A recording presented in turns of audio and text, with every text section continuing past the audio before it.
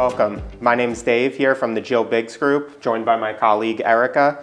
We're going to cover a topic today that is a very common situation and a lot of people go through. It's what happens and how to kind of figure out what your timeline is when you're moving from Hudson County, whether that be Jersey City, Hoboken, some of the surrounding areas, out to the suburbs. And Erica joins us today because she's our expert, because you just did it recently. I did. Where you moved from Hoboken out to Montclair, correct? That is right. Yeah. You want to tell us a little bit about what your experience like that was? Yeah, I mean, it was a few years ago, so we were still in, it was during early COVID, I would say. Mm-hmm. Now it feels like light years behind us. But we were, even pre-COVID, we were getting to a point, we had 2 kids, we were in a 3-bedroom, we didn't have outdoor space.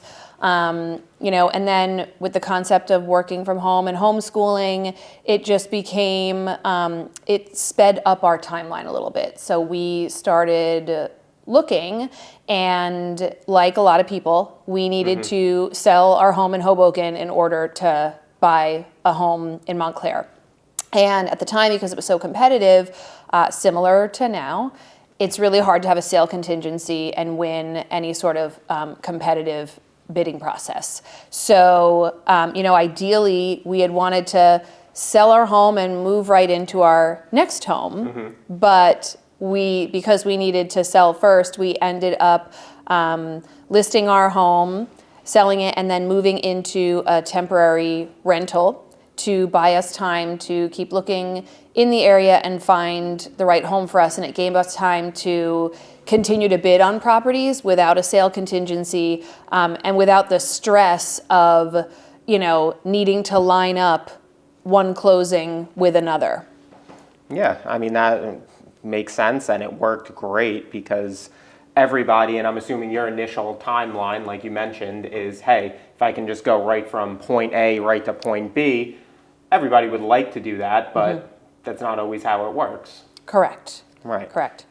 So to be able to make it work for you guys and to line everything up, you said you went into a short-term rental for a little bit? We did. So we sold our home in September of 2020, and I found at the time a 6-month rental. We would have gone into a 12-month, but as our luck would have it, there was a 6-month opportunity. And then we were able to sort of watch the market, because at the time there was also limited inventory, and we participated in a couple of bidding wars, but we didn't get anything. So our kids were able to start school in the school year in Hoboken while we were still looking in Montclair. And then a property came up right around Thanksgiving, which typically isn't a busy time of year because a lot of people don't list during the holidays because you're busy doing things with your family. And a lot of folks that are looking sort of slow down at that time. But because we had flexibility that we gave ourselves, we were able to move on that property. So a property came up, because it was Thanksgiving week, there was less traffic. So we ended up having less competition than your average property at that time. We had an offer accepted, and then the question came up of, well, we had just gone into this rental. So then, everyone's feeling of, oh, I still have months left on my rental to pay, and I'm going into contract on this property. And for us, the most important thing was to end up with a house. So we were like, okay, we're just going to take the loss. And because you never know what's going to happen, our sellers were doing work, or the folks that were selling us the home were doing work on their next home. So we didn't end up closing until March of 2021. Oh, wow. Which coincided with the end of our 6-month rental. So even though initially we didn't think we'd be able to marry up the timelines, it worked out beautifully. And that's kind of the thing, is that there's so many unknowns. And if you get so set on, adhering to a timeline, or, and in this case, it was like my child was going to move in the middle of the school year, which most folks with young kids, there's a lot of anxiety around that. There's such a rush in the spring to get your kid into the school year, so they start in September. Well, I didn't have that luxury, and what I learned was, my child was in kindergarten, so he started kindergarten in Hoboken in September. We moved in March, which was around the time of spring break. So he started school, he finished kindergarten in Montclair and went back to school at the end of that spring break with all the kids in Montclair. And it was seamless. All the anxiety parents have about like moving during the school year and having a young child and then making friends. I mean, at least the case, I could talk to my experience. My kid, didn't even look back, was like, yeah, bye, walked into a new school and during COVID, no less, and it was amazing. And we made friends and finished the school year strong, and it was excellent. This unique situation that you ended up putting yourself in really helped position you to make that seamless transition. And you did touch on the fact that because of your timing in finding your next house right in the fall time, right around Thanksgiving, because the competition was a little bit less, yes, it's still competitive, but you probably only went up against a handful of other people versus sometimes what we see in our business when we're working with our clients where you're in these crazy double-digit bidding wars sometimes. Right. And the spring escalates that, again, because the majority of people, if you're moving from one area to another and you're transitioning your children from one school district to another, everyone's thought is, we'll buy in the spring, we'll move in the summer, and my child will start in the fall. And of course, in a perfect world, that will happen, and it's still possible. But what you end up dealing with is the spring is the most competitive because that's everyone's goal. So a house in the spring might have 10 to 15 offers on it. It doesn't mean you can't win. You can. There's just more factors at play in order to win when you're competing against that number of people, versus that same property in the fall might have 4 to 6 offers on it. So less competitive, slightly less stressful. Moving in general is stressful. Buying and selling homes can be.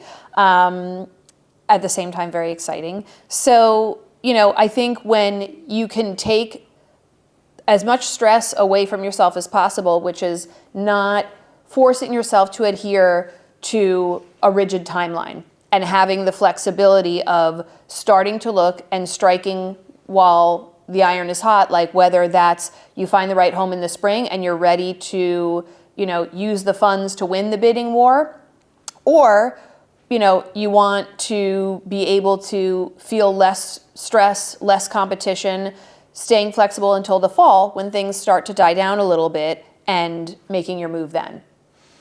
Right. And I know some of you guys that are watching out there, everybody has different and unique situations out there. Like I said before, we're seeing it with our clients all the time. But when you're trying to buy and sell at the same time, what are some of the most, common situations and problems that you're seeing and helping your clients work through right now? Right. So the first will be depending on your situation, if you need to sell your home, if you need the funds from the sale to purchase your next property, right? You're going to want to do that before you start making offers on your next home, because even if you're competing with one person or 5 people, if you have a sale contingency and the other party does not, they're going to win because they're a sure thing, right? If they don't have any real property to sell, to buy the property. So that is a common one, and that, again, would shift your timeline, right? Because you would need to think through selling it and either doing, it's called a sale leaseback, where you sell your property, you get the funds, but then you lease it back from the new owner, so you buy yourself, 30 to 60 days to be there. So we've done a lot of that with my clients where, they are selling, need the money, we keep them in their home so they don't move twice while aggressively looking for their next property.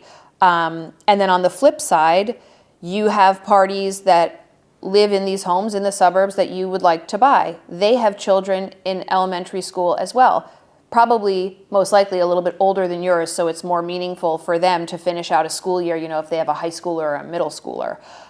So often they'll list a property in April, but they want to stay in it until June 30th. So when you're a buyer, you might also be looking at, you're going to buy the property, but you're going to lease it back to that seller because they need to be there for their child to finish school. So those scenarios happen quite frequently. Yeah. They're what I would say is the most common. Yeah, and because we're still in such a seller's market, especially out in the suburbs, some of the sellers are almost expecting that. So flexibility is key. And if you have the ability to be flexible, it's always a benefit for yourself and your offer and to be able to win the deal. Because the seller is going to go forward and select an offer that makes it the easiest transition for them as well. So having that key of flexibility, I think goes a long way. Right, you have a competitive edge. Most of our suburban markets around here are super competitive, and they're very localized, where a lot of people know all the inner workings of what's going on, and buyers are very educated nowadays. What are some of the things that can put you at an advantage when you're making an offer, or not even making an offer, but at least even going out and starting to look and start this process? Right. So, I think if you're not actively looking for a property with a local realtor, you may or may not know, you may be hearing, just talk about how competitive the markets are. But each area has their own nuances, right? So I have clients who are buying in Westfield. I have clients who are buying in Ridgewood. I have clients who are buying in Montclair and Bloomfield and Glen Ridge. So all of those areas are super competitive. They're highly desirable, beautiful, all of the things. But each of those markets has a different list to sale ratio, which means there's the asking price and then the sale price. And oftentimes they're, at 100%, meaning they go for asking price. But in certain markets, there's a common number, whether it's 10% above asking price, 50% above asking price. It depends on the community. And so, for example, in Essex County, in Montclair, Bloomfield, and Glen Ridge, you have a higher list to sale ratio versus Westfield. You still may be paying above asking price, but it's not going to be 75% above asking price. So if you don't have an experienced agent who doesn't understand those nuances, you're sort of submitting offers blindly, and you're making a guess and sort of giving an arbitrary number of what you think or the agent thinks the property is valued at. And the best thing to do is, number one, find a experienced local agent. And if we have folks on our team, we're up to almost 70 agents now, so we have a lot of agents in these markets that support us.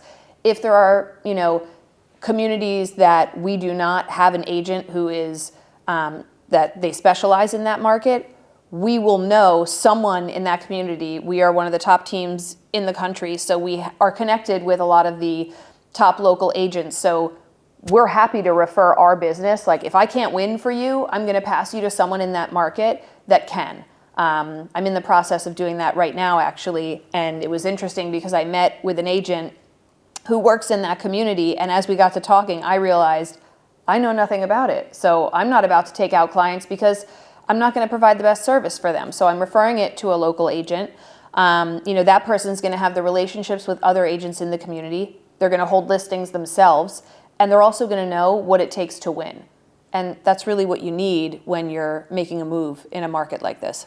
Absolutely. At the end of the day, it's about getting you the property that you want, for whether it's the best timeline, the best price, everything. And because of how competitive it is, one of the sayings that we've had amongst each other recently is getting a good deal in the suburbs is just actually getting the property that you love and you can see yourself and your family in. Right. Not so much focusing necessarily on the numbers and terms and things like that. Yes, obviously it has to make sense, but the home and getting that and setting up you and your family is the overall goal and the prize here. Right. I always tell my clients, because, especially when you might go through the process of bidding on more than one property, right? And you find one that you think this is the one, and it doesn't work out, and it can be really discouraging. It's such an emotional roller coaster.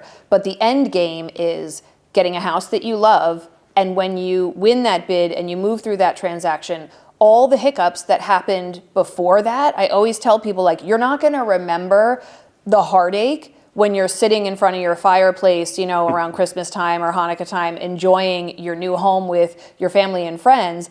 It's all going to become part of your story. Because everyone, when they move, especially the past few years, we've been in a really interesting market. So everyone kind of has their story. So I always say, like, this just makes for more of the tale. So try to not get too bogged down in the hiccups. It's just all a part of the journey. Right. And the goal is to get you a house that you love. That's it.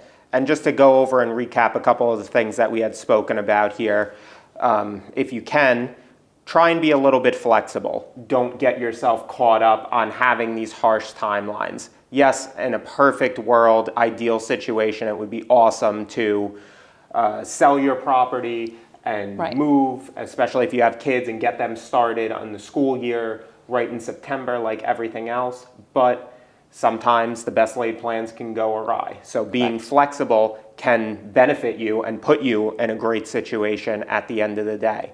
And then the other thing is just finding the right partner to work with. Right. As far as who your agent is and where they specialize in. Ask the questions. So Right. don't be afraid to ask, what is your experience here? What are the nuances of this town? What does it take to win? And certainly we don't expect you to memorize everything we're saying. So if you have any questions about what we're talking about, feel free to drop a comment or send us an email after the fact, because, we're happy to dive a little deeper into the conversation. We know that it's kind of a hot topic because Hudson County in general, I know I moved to Hoboken from Brooklyn. It was sort of at a time where we were like dipping our toe into what felt like the suburbs. Hoboken to us felt more suburban than Brooklyn, but it was still close to the city. And, but we knew we would spend a period of time there. We knew it wasn't going to be forever. So that, I know a lot of other folks are in that same boat and starting to think about it, whether you're planning it for, right now, for next year, in the coming years. It's still a good idea to just, get a sense of what it's going to look like, and so you can plan accordingly. Exactly. We just covered only a handful of things. Everybody's situation is unique, and nothing in real estate is ever cookie cutter. There's no one size fits all solution. Right. So we are here. Reach out. We would love to hear your story, what you guys are going through, and and answer questions. How we can help you make this dream or this idea come true and be an actual reality. That pretty much wraps us up here for today. I don't know about you. I'm ready to head out of here, maybe have a cocktail. Absolutely. We'll see you guys the next time. Thanks so much for joining us.